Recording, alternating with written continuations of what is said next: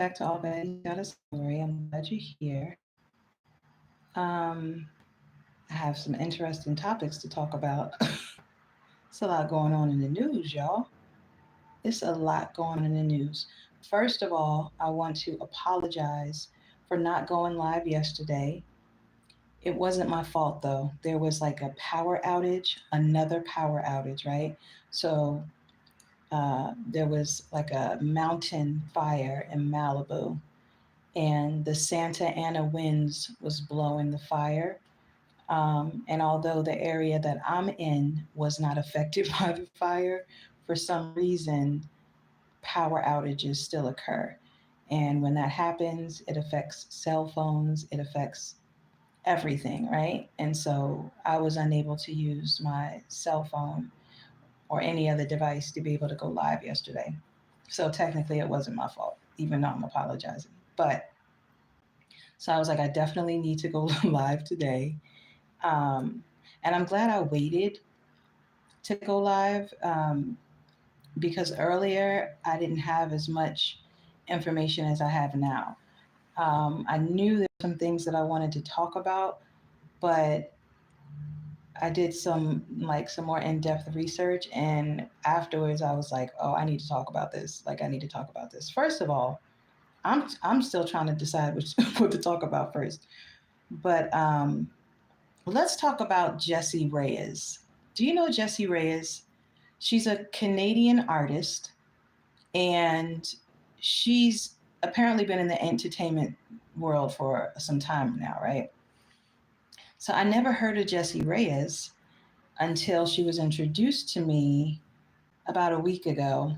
Week ago. So she was introduced to me about a week ago by a guest where I work.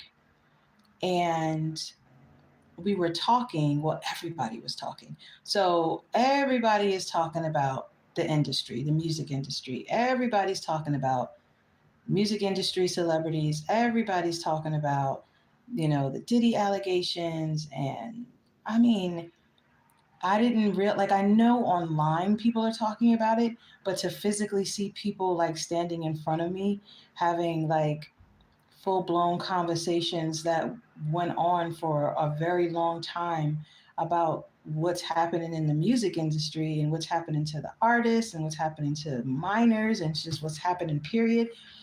I mean, it's really, really a big deal. Like, I know it's a big deal, but it's like on everybody's mind. So I know that we're going to be talking about this for a long time. So as I was thinking about, the video that I did the other day, talking about the whole Jay-Z new civil lawsuit with Diddy, and just talking about the entertainment industry and, how minors have been abused and all this stuff, it made me think of Jessie Reyez, the girl that I was introduced to by a guest at my job, because she has this song called Gatekeeper. And like I said, I never heard of Jessie ever, ever. But when the guest at my job said, let me play something for you. And I said, okay. And she played the song, hi. And she played the song, welcome. She played the song by Jessie Reyez called Gatekeeper. And I listened to the words, and my jaw was just dropped open. And let me tell you why my jaw was dropped open. I'm going to share some of the words with you, okay? This is some of the lyrics to Gatekeeper by Jessie Reyez. $20 million in a car. Girl, tie your hair up if you want to be a star. Left, right, left, right, left, right, right, right. 30 million people want a shot. How much would it take for you to spread those legs apart? Left, right, left, right, left, right, right, right. Oh, I'm the gatekeeper. Spread your legs open. You could be famous. If you come up anywhere else, I'll erase you. Drink up, bitch. We got champagne by the cases. We're holding your dreams. We're holding the dreams you're chasing. You know you're supposed to get drunk and get naked. It goes on. You could be famous. Wait till 5 years down the road and you're failing. Keep fucking these regular dudes that are nameless. You could be famous, girl, on your knees. Don't you know what your place is? Got gold on my dick. Don't you want to taste it? So, I mean, just from those lyrics alone, these are lyrics from Jessie Reyez. I believe she wrote this song herself. She was sharing her experience and probably the experiences of other females in the music industry, basically being told that if you want to be famous, if you want your name in bright lights, if you want your name to be a household name, if you want to be rich beyond your wildest dreams, I'm your gatekeeper. I tell you what to do. Spread your legs apart. Give it up. Give it up to him, him, him, him. Get on your knees. Suck me off. $20 million. You want to be a star? Tie your hair up. Spread those legs apart. So that is a very, very good example of what seems to happen in the music industry. And let me tell you something. I was Jessie Reyez, not in the sense of going through all of that, but I mean, like, I grew up wanting to be a singer, right? Because I sing. And I've sang all my life. I grew up singing in church. I grew up singing in plays and theater. My mom got me a talent agent in New York. You know, I went on audition. She signed me on the spot. I went on auditions. Like, I was on the track to being in the music industry. I was. And then I decided to back out of it. I decided to not move forward with it. I just decided not to. And my mom didn't pressure me to do it. She was just like, I'm tired anyway, all these damn auditions, I'm taking you on, you know. My dad was very pissed because he wanted me to continue pursuing music. My dad wanted me to be this big star, right? It's this singing sensation. He felt I could do it. So he was pissed that I dropped out, you know. I backed away from the talent agent. But after all of this coming out, y'all, about what's happened to minors in the industry as they're growing up through the process, I have to tell you, I almost feel like I saved myself, because I was one of those girls that was very well endowed at a young age. I was 10 years old with boobs bigger than any normal 10-year-old. Do you know what I'm saying? I definitely feel I would have been targeted for sure. And I probably would have been made into one of those victims. And so just listening to Jessie Reyez's song, talking about her experience, other females' experience, about them not even worried about them having any kind of talent, gift, skills. They didn't care. They just wanted them to open their legs. And so, yeah, I feel like I protected myself when I backed out of that entertainment industry world, and I just kind of, focused on going to college and stuff like that. Money is nice. Absolutely. Money is wonderful for what it can do. Somebody flashing $20 million in your face, $30 million in your face, $50 million in your face. And if you are a person who has had a rough upbringing and you may not have been, instilled with certain morals and values that would make you turn down that kind of money, if someone is asking you to do something that you don't want to do. Do you know what I mean? It's kind of like, well, do this and you get this money. And it's like, if you struggling, I think that's why they kind of go for people who are vulnerable in vulnerable situations, struggle life and stuff like that, because they feel that those are probably the easier people to target. Because if you in a struggle life and you don't want to struggle no more, and somebody's flashing millions of dollars in your face and they telling you all you got to do is bend over, just bend over, and they make it seem like it's just easy to do that. It's easy to just bend over. Don't you want this money? But you don't even know what else comes along with that. And so, as an adult, going to the Los Angeles Film School, studying for my music production degree, graduating with my music production degree in 2022, summer of 2022. So that wasn't that long ago. I again found myself entering into the music industry, right? Into the industry, because I was still kind of in it. Even though I backed out of my talent agent contract and I backed out of, doing the whole singing thing. When I went to college, I still found myself interning at record labels. I still found myself immersing myself with celebrities, and I was still in it. I was a PA. I was a production assistant on video shoots. I worked at MTV. I worked at Columbia Records. Hot 97 hired me. Arista Records hired me. I still found myself being very much in the entertainment world, which is how I met so many celebrities, and which is how I, was engrossed in the culture on video shoots I was in it. It's funny how people really don't know who is around them until they realize later on down the line, when people start talking and telling stories, and they're like, oh shit, you were there? You were there? Oh shit. Like, who would have thought? Who would have thought, right? Like, you just be surprised at who's in the room. Okay?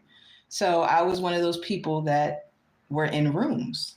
We're in entertainment industry rooms. I have a lot of stories. Okay? But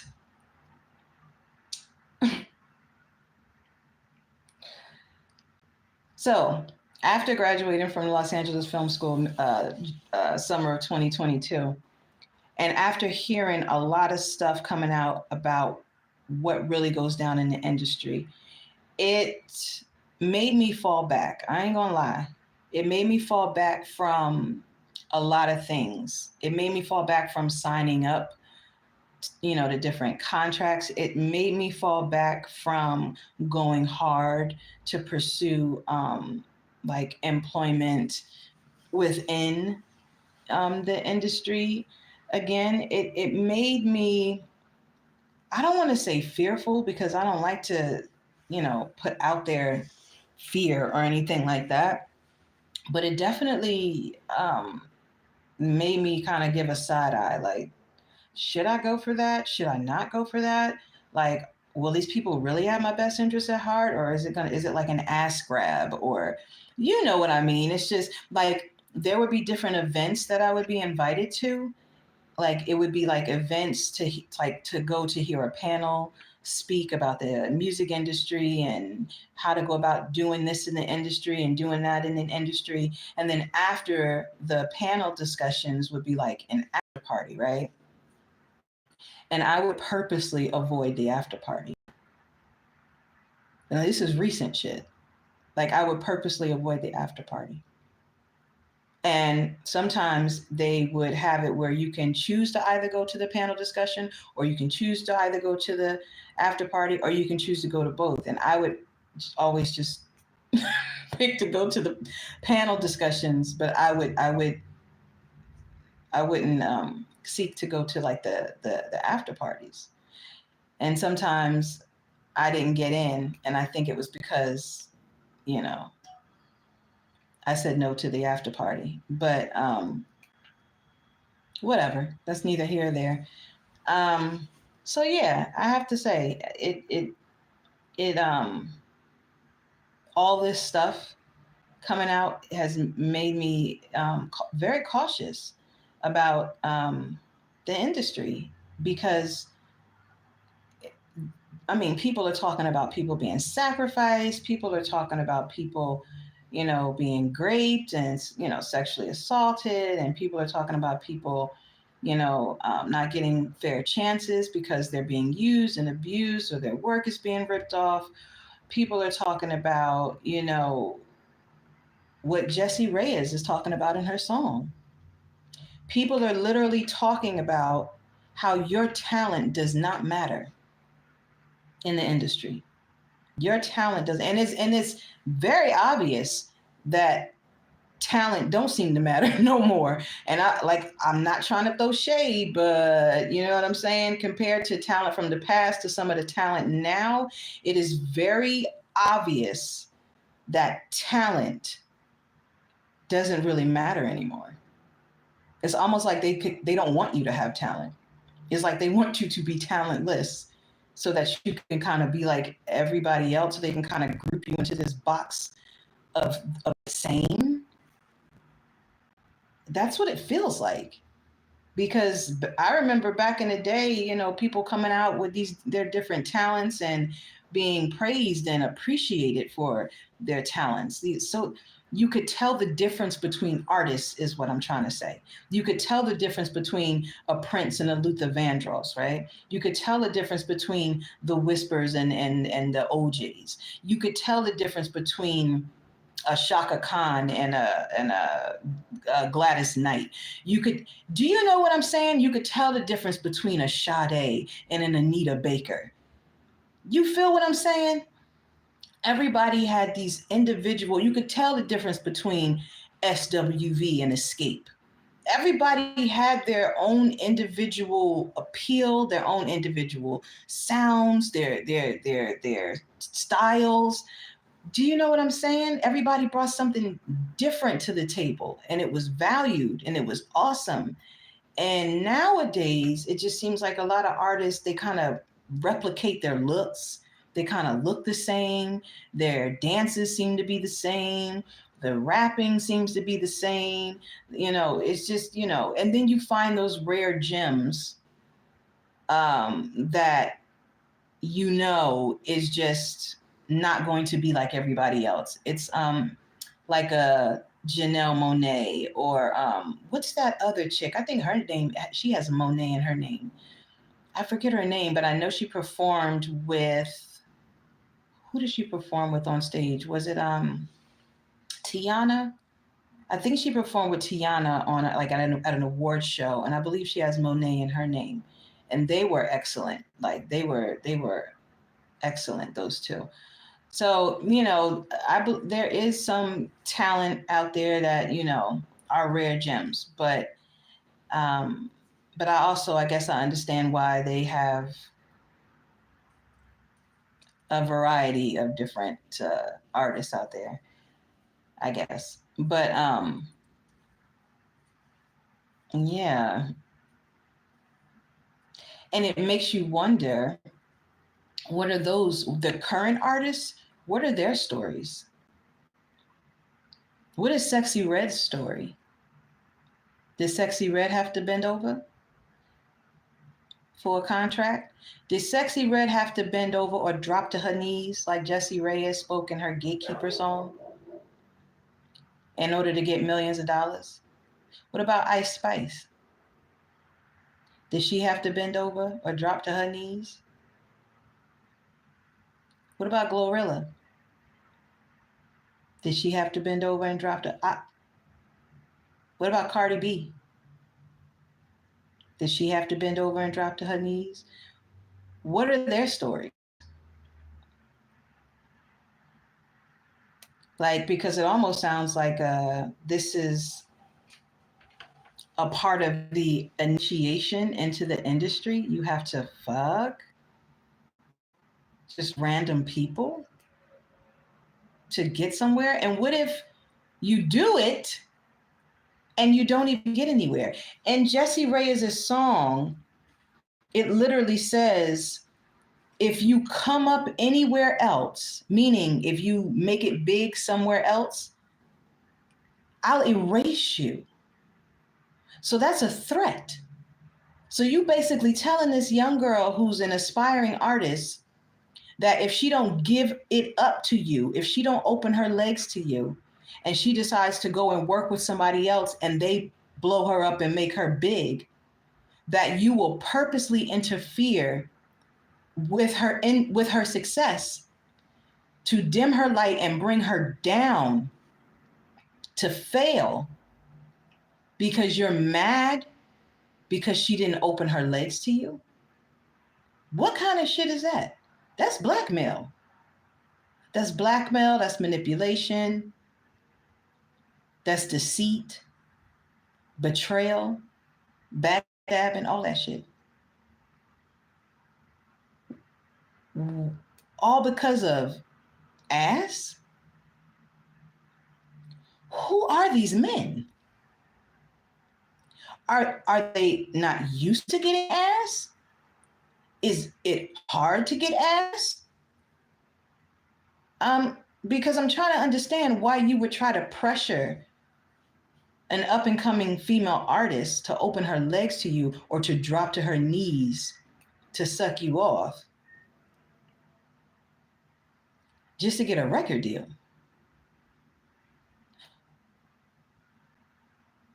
I'm also trying to understand, why are men treating women like this? It seems like men hate women or something. Like, it feels like the industry is full of like women haters. And then you wonder why there's a lot of homosexuality in hip hop, right? Because they used to lie and say, oh no, there's a lot of homophobia in hip hop. There's a lot of homophobia in the music industry. Bullshit. Bullshit. That's a lie. And I knew that was a lie a long time ago. I did a video on TikTok where I was laughing about it. I was like, homophobia in hip hop? Yeah, right. That's what they preach. That shit not true. But it almost seems like, you know, there is an intentional separation of the sexes. That's what it seems like. There is an intentional separation of the sexes. It is an agenda to drive men away from women and women away from men. It feels like that's the agenda. And then because you have this thing in the industry, right, where gay men have to pretend like they're not gay, right? So then they get with these females in the industry who think probably that they're really interested in them, and they're not interested in them because they like men. But then they proceed to treat the female artists like a piece of meat or a piece of shit. So bend over and let me buck you from behind like you a dude, or just drop to your knees and suck my dick because I have no respect for you, because I don't want you anyway. I really want him. And I'm not hating on the LGBTQ community or nothing like that. There is no shade there at all. But if you are a gay man in the industry and you feel like you are forced to be with a female in order to put on this persona that you are heterosexual so that you are accepted by the mass public, so that you can sell music, sell records, or whatever, you are doing damage not only to yourself, you are doing damage to that female. I'm sorry, I have to bring this up. Meek Mill and Nicki Minaj. Meek Mill and Diddy are a thing. Audio and everything came out with Diddy bucking the fuck out of Meek Mill. And this is the same man that was in a relationship with Nicki Minaj. Weren't they engaged? I think they was engaged. But the whole time he bucking Diddy. Can you imagine the effect that had on Nicki Minaj? She probably had no idea. She probably thought this man really loved her and really wanted to be with her and really wanted to marry her. Maybe. You know? And then to find out, oh, you really don't love me? You don't even want me. You don't even want me. You look at me and probably turn your nose up because I don't have man parts. You know how degrading that is and humiliating that is? How many other female artists are married to gay men in the industry and don't know it? And then these men treat these women like total shit because they don't want them. They want to be with who they sneak around behind in the shadows. That's who they want to be with. They want to be with the motherfuckers that they be with when the cameras ain't rolling. But then for the public, you put on face like you heterosexual. And then behind doors, you treat the female like crap. And is that the reason why it's easy for these industry men to treat these up and coming artists like that? Like a piece of meat? Drop to your knees and suck me off if you want a contract? Tie up your hair, open your legs if you want 20 mil? Do you know how degrading that is? Just negating somebody's whole talent and gifts and abilities. It's almost like it's done on purpose to humiliate the artists, to break them down, to dim their light, to depress them, to cause them to be all, have mental issues and shit. How many times have you heard new artists go into the industry and then like a year later talking about how fucking depressed they are? Come on now, make it make sense, connect the dots. I think Chloe Bailey said some shit like that. Google it. She wasn't even in the industry. Well, she's been in the industry ever since she was a little kid. But specifically, I remember when she was really starting to make music, she literally said like a year later, like, I've just been so depressed. I'm so depressed. I'm like, well, damn. Well, damn. The hell is going on? And you would think that she would be on top of the world. She's living her dream. She's making music and singing and traveling and touring. She's, famous if that's what she wanted to be. You would think she's living her dream. One should be happy about that, right? She talking about how depressed she is. Lizzo was another one that was talking about depression and sadness and things. So, the hell is going on? Dave Chappelle spoke about stuff fucking him up. Dave Chappelle, comedian Dave Chappelle, he literally said, I didn't smoke cigarettes before I got into the industry. He said, I got into the industry, it made me start smoking cigarettes and drinking. I'm like, well, damn. Google knowledge, official knowledge the artist. Google knowledge the artist. Why? What's going on? That person got stories too. You got stories too? I will. But yeah, I have to say, all of this information that has come out, like I was hearing stuff even when I was in, taking music production classes, y'all. Like I was like, and before we were about to graduate, they kept saying, hurry up and sign up here and hurry up and sign up there and hurry up and sign. And I was just like, literally, make sure you do this, make sure you do that, make sure you sign. You got to pick one. You can't pick two. You can only pick one. And I'm just like,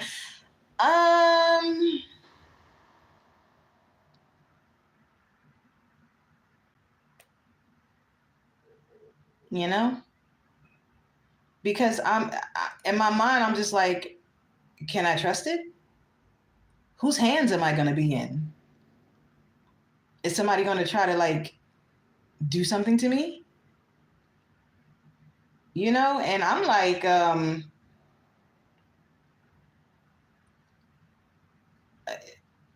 well, I guess I do openly talk about celibacy and stuff, but you know, I'm just like, you know, I definitely wouldn't want to be put in a situation like that, like what Jessie Reyes speaks about. But the good thing, I think anyway, is that you have the free will to say no. Now, as a minor, minors may not feel that they can say no, because look at how many minors went along with it. People talk about Aaliyah being with R. Kelly at 14, 15 years old, and Justin Bieber, and you know, him being a minor with Diddy, and Usher being a minor with Diddy, and you know, so maybe minors feel like they can't say no. You know what I'm saying? So I don't know, y'all. I don't know. So that was one topic I wanted to talk about. Jessie Reyes' song called Gatekeeper. If you have never heard it before, you should listen to it. Watch the video, because the video is very interesting too. The video definitely shows a lot, shows and tells a lot. It's quite interesting. And it's funny because one of the guys in the video with Jessie Reyes, he looked very familiar. Like he looked like he was playing a really, really popular rapper that we all know, that's in the headlines right now. Like the dude in the video looked just like him. You know what I'm saying? Because I saw him and I thought it was him for a minute. I was like, is she saying he was the one that made her do that shit? Oh shit. Anyway, sorry. I just had anyway. I don't know if you would call it an epiphany, whatever. I don't know. Anyway, we're not going to get into that. So, getting off of that topic real quick, because I just want to know where the common courtesy and respect is between men and women nowadays, between adults and kids. Like, it just seems to be no courtesy, no respect, no limits to how dark a person will go. Like, I just don't understand. We need to that shit. Luigi, Nicholas Mangione. Have you heard of him? Luigi Nicholas Mangione. Now, I heard about him because he is the man who has allegedly shot and killed the United Healthcare CEO, Brian Thompson. And Brian Thompson is a married man with kids. It was very interesting, y'all, because as I was looking at the video about Luigi Mangione's life, because you know they do a background on the man's life and everything, I found it interesting that in the comment section, all of the commentary, and it was thousands, all of the commenters came to Luigi Mangione's defense. The killer. They came to the killer's defense. I found that awfully interesting, which really made me really look at the video. So Luigi Mangione is from Baltimore. He's from a very affluent family. His family is so affluent that they have, you know how when you donate to like universities and charities and different organizations and things, they actually put your name on buildings and shit. That's how wealthy his family is. His name is on buildings, you know. And so Luigi Mangione graduated from Ivy League schools and went on to get his bachelor's and his master's degree. Very intelligent, very educated young man. Very handsome man, might I add. When I saw him, I was like, I saw his mugshot. I said, well, he sure is fine. Forgive me. I did, though. I was like, well, he sure is fine for a killer. It kind of reminded me of, remember that dude that took a mugshot photo, and instead of people concentrating on his crime, he went viral because of how handsome he was, right? So I said, only in America, y'all. Only in America can a criminal get a modeling career from a mugshot. Only in America, okay? Only in America. Oh God. So, and then he went on to get engaged to like this heiress, this really rich heiress, and all from a mugshot, y'all. So don't ever doubt that you can't do wonderful things in life, okay? Because you can reach the top of the mountain with a mugshot, okay? He did. Anyway, he did. But so yeah, I saw Luigi Mangione. I love saying his name, Luigi Mangione. I saw his mugshot and I said, he's a very handsome young man. And I said, now what did this handsome young man get himself into? What did he do, you know? And after, you know, because they showed the pictures of him aiming the gun at the, you know, United Healthcare CEO, Brian Thompson, and, you know, and afterwards they caught pictures of him smiling, just very happy with what he did. And I said, okay, so he either got a mental problem because his smile was just like, like Jokerish. And I was like, okay, he either got a mental problem or, you know, he's just very, very happy with what he did. And I don't understand how you could be so happy after you killed somebody. I needed to look a little deeper into the story. So people thought maybe he had a healthcare claim open or something like that. And maybe he was mad at United Healthcare CEO for not getting his claim funded or something. People thought it was like a medical thing. Then people started saying, oh, he must got mental illness. No, actually, he's a very intelligent, educated, Ivy League young man who said that he was standing up for the American people. And I said, what? As they were taking him away into the jail, he was yelling at the cameras, y'all think the American people are stupid. The American people are very intelligent. You know, like basically you ain't gonna be playing the American people. So then people in the comment section was like, wow, he stood up for Americans. He stood up for like the lesser people, because he is a very wealthy young man. He comes from a very wealthy family. I mean, families that, you know, bought nursing homes and golf courses and just businesses, you know, on businesses, and who donate to universities. And, you know, his family is very affluent. He doesn't want for anything. And so I think the American people was stunned that they're like, damn, this man is wealthy. And he stood up for Americans who are not wealthy. People couldn't wrap their heads around that. But that's what he was yelling when they was hauling his ass into the jail cell. Y'all think the American people are stupid. The American people are intelligent. Da, da, da, da. So basically he was saying that because the United Healthcare CEO got rich off of the demise of Americans' lives, because the UHC CEO banked big by people losing their lives, allegedly, and the fact that he didn't care at all because he was only concerned for profit, allegedly. The commenters are saying that Luigi Mangione is an American hero. And I said, well, damn. So now news hosts and stuff are talking about how, oh, it must be mental illness. No, it's not. That man ain't got no mental illness at all. He knew exactly what he was doing. Because as they was hauling him off to the jail, he spoke out about why he did it. He said he did it for Americans. Because he was tired of Americans being treated like shit by the healthcare system.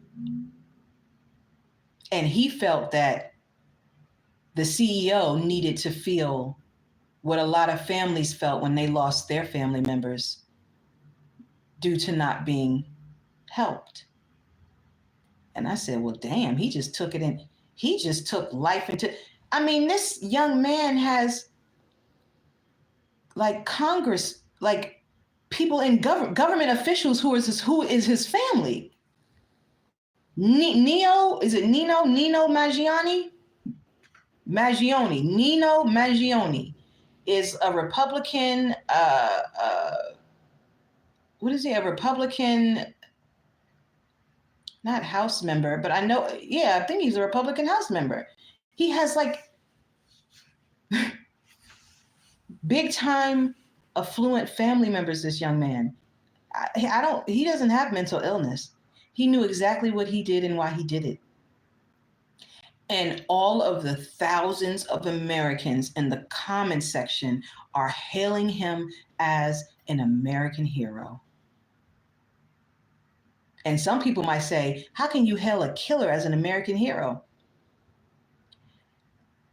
How could President Obama make the comment that sometimes evil is necessary?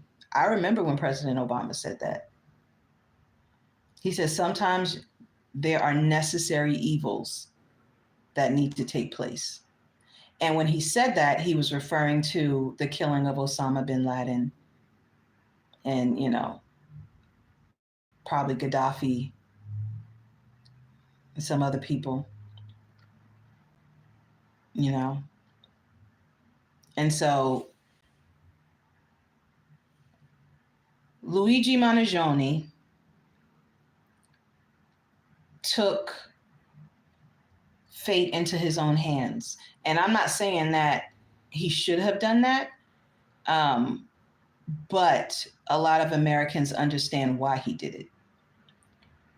And now, y'all, there are posters all over New York with pictures of CEOs, wanted posters with pictures of CEOs in New York. So now NYPD got to be on high motherfucking alert, because now they have to try to protect and watch out for these very wealthy businessmen, CEOs in New York. The fact that Luigi Mangione got locked up over allegedly shooting and killing a United Healthcare CEO, and then literally days later, wanted posters with a bunch of different CEOs' faces pop up posted all around New York. Luigi Mangione is in jail, so he didn't do that. You know what that tells me? It's an operation going on. It's an operation going on that was very well thought out. So well thought out that you got people behind the scenes that is posting wanted posters of other CEOs in New York. So who's to say that this operation isn't just in New York? Who said, what if this operation is in other states around the nation?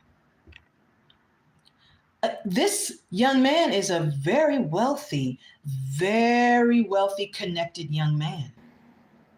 Which means when you got money like that, you can make shit move. You can make people move. You can make shit do what it do. You know what I'm saying?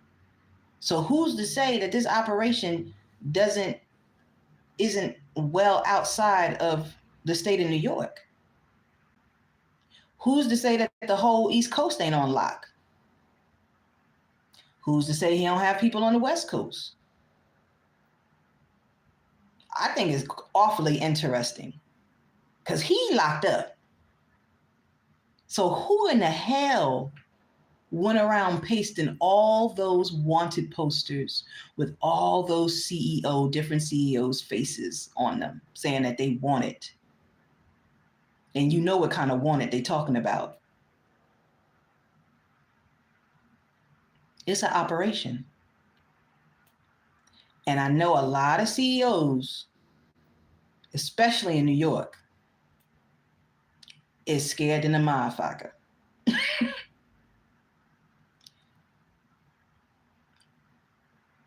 It's like a revolution. How they say the revolution shall be televised? Bitch, was that not televised? Was that not televised? I don't know what's about to go on. I don't know what's about to go down. But people are very angry at the people at the very top. Okay? And as you can see, it don't take a homeless man, a homeless woman. It don't take somebody high up on drugs. It don't take a crazy, mentally ill person to carry out these plots and plans. As you can see, it took a very intelligent, well-educated, Ivy League, wealthy young man who has no history of mental illness, allegedly, to carry out this, like what the fuck, y'all? Like, he had to have been like watching this dude, Brian Thompson, that's his name? Yeah, the UHC CEO. He had to have been watching him like for a minute, researching and watching his steps and his moves. You know how spies do, stalkers do, people who listen in on you, watch your every move, watch where you go. I mean, I've had stalkers a lot in my life. A lot. I got them now. It's just facts. So he was really watching that man so closely that he was able to get back close to him and take his life. I don't know if this young man is going to go to jail for the rest of his life.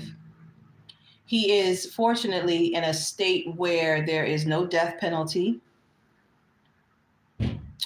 But I do wonder if he is going, what his sentencing is going to be. He's a wealthy family. So a lot of times when you come from an affluent family, they will try to cut you a deal, cut you a break, try to say that you were insane in the membrane, insane in the brain, They try to push that. Oh, it was mental illness. Oh, he was insane. Oh. You know what I'm saying? To, cut some time down. I don't know. But all I know is Luigi Mangione is very proud of himself. He don't have no remorse for what he did. He has no remorse for what he did. So it's going to be interesting to see all of this in the trial and, all of this play out and, what kind of sentencing he gets. And it's going to be very interesting to see how all of this plays out. Because like I said, he got a whole operation behind him, baby. He didn't put up those damn wanted posters. He locked up. So who is his backing? And are they also about to pull a Luigi Mangione? Stay tuned, y'all. Stay tuned for that. All right, so we're going to get off of that. The last thing I want to talk about on my list, y'all, the Florida Sheriff's Department. Hold on, let me get my notes out now. I had to write some notes on this one. Yes, Broward County Sheriff's Office in Florida. Guess what they do in Broward County Sheriff's Office in Florida? They cook their own crack cocaine. You heard me. Broward County Sheriff's Office in Florida cooks their own crack cocaine. It's been happening for over 30 years, so much so that a judge had to rule in 1993 that such reverse stings violated an individual's right to due process. A recent audit showed hundreds of those arrests and convictions are still on the books and a part of people's criminal records. So they're saying now that more than 2,000 cases will be overturned. But what I find interesting is that these police officers, sheriffs, whatever, that cooked the crack cocaine in the department and everything, what they did was they pretended to not be police. And they took the drugs and sold it to people, random folks on the street. And then after they sold the drugs to the random people on the street, they turned around and busted the very people that they sold the drugs to. So the police department created their own crime. What the? Okay. The police department created their own crime. Instead of going and finding crime, they created the crime. So they were like playing, like cops and robbers. They were playing cops and robbers. So because all of these arrests and convictions on people's records remain, this messed them up, right? It messed up their livelihood. So they couldn't get good jobs, right? Because if this was on their record, or if they were trying to get housing, they couldn't get good housing because this was on their record, right? And so now they're talking about compensation to the victims. Now some people might say, but it was their choice. They didn't have to buy the drugs, but they bought it. They didn't have to buy the drugs. They bought it from the police, but they didn't know they was buying it from the police. I'm pretty sure if the people knew that they were police, they would not have been buying drugs from police. And then they could have looked at the police and said, excuse me, you're a police officer selling me drugs. I can get you in trouble for selling me drugs because this is an illegal crime. So now are the police officers going to get locked up? Did any of them lose their damn job for what they did? That's what I want to know. Did they lose their jobs? Did they get locked up? Because that's just messed up, y'all. That's messed up. Taxpayers are paying this police department to protect the community, right? Taxpayers pay them. And they are literally taking taxpayers' money and playing cops and robbers by creating play crime that turns into real crime to make it appear as if they're really doing something. Why can't they just go out and find real crime? Why they gotta create it? And doing all of that, cooking up crack cocaine and all of that, and then taking time out to go and find victims to sell it to just to arrest them later on, that's taking away from them doing their job with real crime. Because this ain't real crime. And if you want to talk about who crime in it, the crime is the officers that's doing it. That's why I said, are they arrested? Did they lose their jobs? What kind of shit is this? Like, what?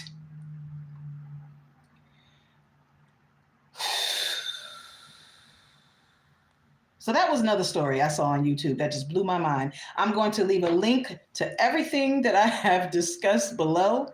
I'm going to leave the link to Jessie Reyes's song Gatekeeper so that you can watch the video. You can read the lyrics for yourself, even though I recited some of them in the beginning.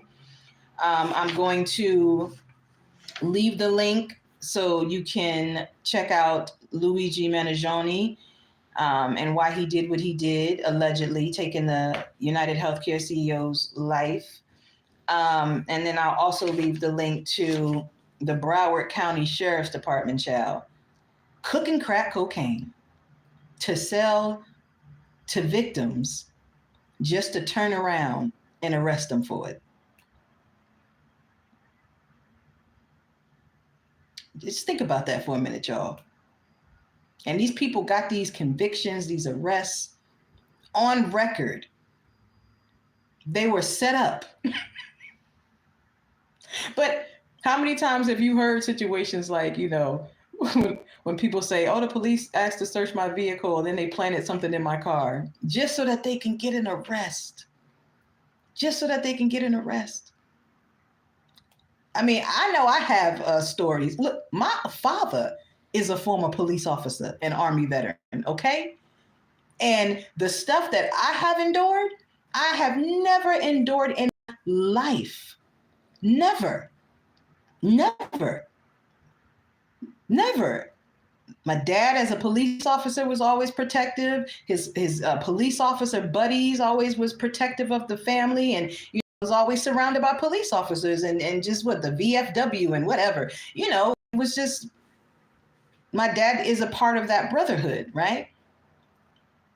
And so to grow up and become an adult and be innocent and have certain things happen to you, mind you, I'm from the East Coast, grew up on the East Coast.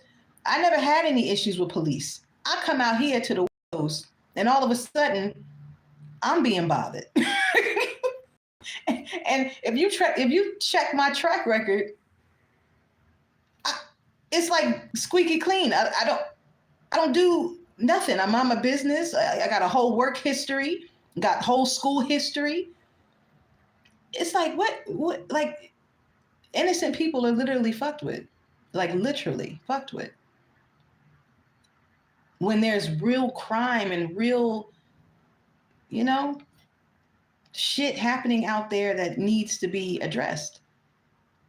Leave the innocent people alone. Like, what are you messing with us? Like, what? Seriously?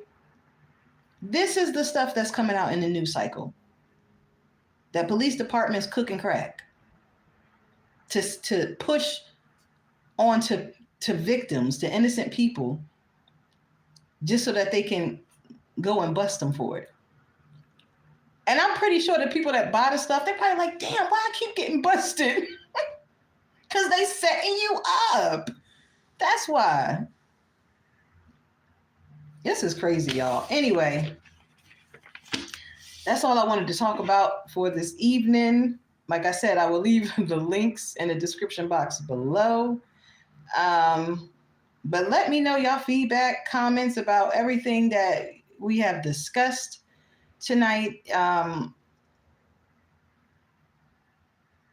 Everything is mind-blowing, and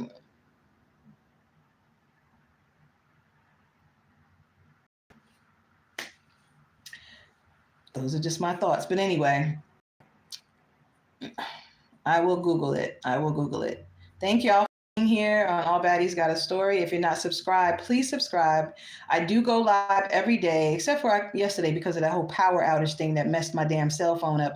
Anyway, I go live every day, sometimes twice a day.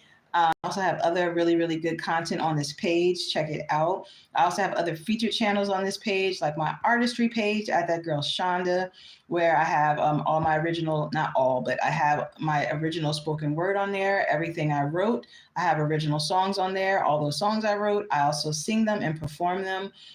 In my spoken word, my voice is the narrator and the music behind it is my original compositions. So if you're into original artwork and you love music and spoken word and all that wonderful stuff, check out At That Girl Shanda, showing as a featured channel on this page. If you vibe with it, subscribe to the channel, share and like. I also have a podcast with almost 300 episodes of raw realness. It's a different kind of vibe over there. But I also share some episodes on this channel and my podcast playlist folder. Check out some of the episodes. If you vibe with it, you should definitely click the link in the profile to subscribe to the pod. Like and share the videos, guys, so that other people can see them. And again, if you're not subscribed, please subscribe to the channel. I will see you guys again in another live. I feel in my heart that I might go live again tonight because I feel some other stuff is going to transpire, and I feel that I'm going to want to talk about it. But we'll see. If I don't go live again later on, I will definitely talk to you guys mañana. So thank y'all for being here at All Baddies Got a Story, and I will talk to y'all again later. Bye.